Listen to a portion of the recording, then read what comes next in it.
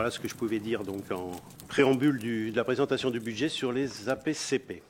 Il faut donc voter sur ces autorisations de programme. Crédit de paiement 2025. Je requiers donc votre vote.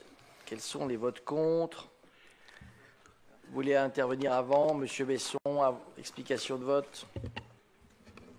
Oui, je vais intervenir principalement sur la question du centre aqualudique et après je concentrerai mon propos sur le budget et sur une vision plus générale de nos désaccords.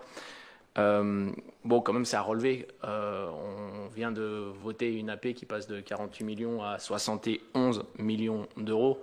Donc, c'est plus une stabilisation, hein, c'est un envol du budget global.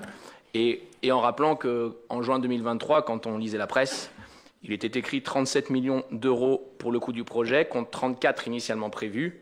Ça s'expliquait par l'inflation vécue les dernières années. Et il était assuré par vous-même, Monsieur Nicolin, qu'il n'y aurait pas de dérapage. C'est un engagement pris par les architectes. Aujourd'hui, on note que la promesse n'est pas tenue au regard de ce qu'on peut constater budgétairement avec un montant de travaux en TTC qui avoisine les 57 millions d'euros. Et donc une situation qui doit quand même nous interpeller sur les dynamiques budgétaires qu'on peut engager, les projets qu'on peut engager, la masse d'argent public qu'on va engager, parce qu'on aura peut-être la discussion de dire est-ce que dans ces 71 millions, c'est de l'argent de l'agglomération ou pas.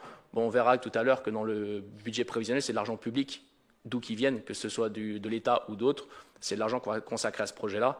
Et je n'y reviendrai pas tout à l'heure, mais on marque un désaccord par rapport à cette évolution sur ce projet-là.